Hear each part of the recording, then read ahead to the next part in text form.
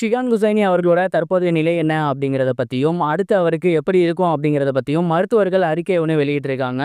அத பத்தி தான் இந்த ஒரு வீடியோல நம்ம பார்க்க போறோம்.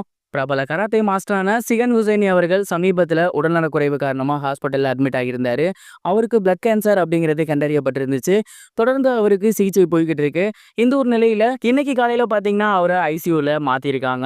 அவருக்கு பார்த்தீங்கன்னா, ஒரு முக்கியமான இம்யூன் தெரப்பி ஒண்ணு இருக்கு. இந்த ஒரு தெரப்பி முடிஞ்சுச்சு அப்படின்னா, ஏகப்பட்ட சைட் எஃபெக்ட்ஸ் இருக்கும் அப்படிங்கிறத முன்கூட்டியே டாக்டர் சொல்லிட்டாங்க. அவர்கிட்ட கையெழுத்தும் வாங்கிட்டாங்க. இதனால இதுக்கப்புறம் கண்டிப்பா அவரால அறிக்கை வெளியிடுறதோ, அப்படி இல்லைன்னா வீடியோ வெளியிடுறதோ சுத்தமா முடியாது. முழுக்க முழுக்க இதுக்கப்புறம் அந்த பொறுப்புகள் எல்லாத்தையுமே ஹாஸ்பிட்டல் தரப்புலேருந்து மருத்துவர்கள் தான் எடுத்துக்க போறாங்க அப்படிங்கிறது தெரிய வந்திருக்கு.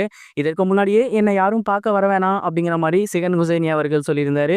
அதை தொடர்ந்து அறிக்கையுமே இன்னைக்கு காலையோட இதுக்கப்புறம் என்னால் போட முடியுமா தெரியல அப்படிங்கிற மாதிரி சொல்லியிருந்தாரு. அவர் சொல்றது போலவே இப்போ ஐசியூக்கு போயிருக்காரு இல்லையா, இதுக்கப்புறம் இன்னும் 4 நாட்களுக்கு தீவிர சிகிச்சை இருக்கு. அந்த ஒரு சிகிச்சை முடிஞ்சதுக்கு அப்புறம் அவரால் கண்டிப்பா அறிக்கையோ வீடியோவோ வெளியிட முடியாது. அதனால மருத்துவர்கள் தான் இதுக்கப்புறம் அந்த பொறுப்பை எடுத்துக்க போறாங்க. இந்த ஒரு 4 நாட்கள் ட்ரீட்மெண்ட் முடிஞ்சதுக்கு அப்புறம் கண்டிப்பா அவங்களோட மாணவர்களும் சரி, ரசிகர்களும் சரி, அவரு எப்படி இருக்காரு, இதுக்கப்புறம் தேறி வர வாய்ப்பு இருக்கா அப்படிங்கிறத எதிர்பார்த்துக்கிட்டே இருப்பாங்க. அதனால மருத்துவ குழு கிட்ட அவர் என்ன சொல்லியிருக்காரு அப்படின்னா, இந்த ஒரு ப்ரொசீஜர்லாம் முடிஞ்சதுக்கு அப்புறம் நீங்களே அறிக்கை ஒன்று வெளியிடுங்க, அப்படின்னா பிரஸ் மீட் ஒன்று வைங்க. இது 2ல என்னோட உடல்நிலை எப்படி இருக்கு, இன்னும் எவ்வளவு நாட்கள் இதே மாதிரி போகும் அப்படிங்கிற எல்லாத்தையுமே ரசிகர்கள் கிட்டையும் சரி, என்னோட ஸ்டூடெண்ட்ஸ் கிட்டையும் சரி சொல்லிடுங்க. இல்லைன்னா அவங்க எல்லாருமே எதிர்பார்த்துக்கிட்டே இருப்பாங்க அப்படிங்கிற மாதிரி சொல்லியிருக்காரு. ஸோ இப்போதைக்கு ஹாஸ்பிட்டல் நிர்வாகம் அதை தான் சொல்லியிருக்காங்க. அவரை யாரும் பார்க்க வர வேணாம். இதுக்கப்புறம் அவரும் அறிக்கை வெளியிட மாட்டாரு. முக்கியமான சிகிச்சை இன்னும் 4 நாட்கள் இருக்கு. அந்த 4 நாட்கள் சிகிச்சை முடிச்சதுக்கப்புறம் மருத்துவ தரப்பிலிருந்து, மருத்துவ குழுவிலிருந்து கண்டிப்பா உங்களுக்கு அறிக்கையோ அப்படி இல்லைன்னா பிரஸ் மீட்டோ வருங்கிற மாதிரி சொல்லியிருக்காங்க. இப்போதைக்கு ரசிகர்கள் எல்லாருமே அவர் நல்லபடியா இந்த சிகிச்சை முடிஞ்சு இன்னும் நல்லபடியா வரணும் அப்படிங்கிறத வேண்டிக்கிட்டு இருக்காங்க. இது ஒரு புறம் இருக்க, ஆக்டர் விஜய் அவர்கள் தமிழக வெற்றி கழகம் அப்படிங்கிற கட்சியை கடந்த வருடம் ஸ்டார்ட் பண்ணியிருந்தாரு. அந்த ஒரு கட்சியோட 2வது ஆண்டு சமீபத்தில் தான் கொண்டாடப்பட்டிருந்துச்சு.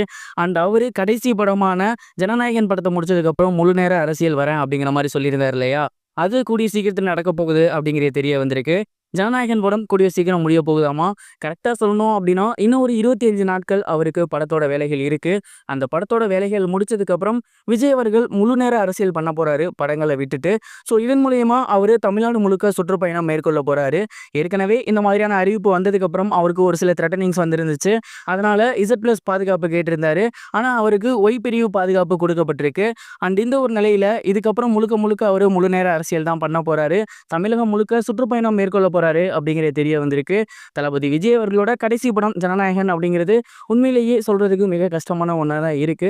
எது எப்படியோ அவரோட புதிய அத்தியாயம் நல்லபடியா இருக்கணும் அப்படிங்கிறது தான் ரசிகர்களாகிய நம்மளோட வேண்டுகோளா மாறி இருக்கு.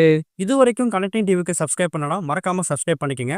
உடனடி அப்டேட்ஸ் பெறுவதற்கு நோட்டிஃபிகேஷன் பெல்லையும் கிளிக் பண்ணிக்கங்க. இதுவரைக்கும் கனெக்டிங் டிவிக்கு சப்ஸ்கிரைப் பண்ணனா மறக்காம சப்ஸ்கிரைப் பண்ணிக்கங்க. உடனடி அப்டேட்ஸ் பெறுவதற்கு நோட்டிஃபிகேஷன் பெல்லையும் கிளிக் பண்ணிக்கங்க.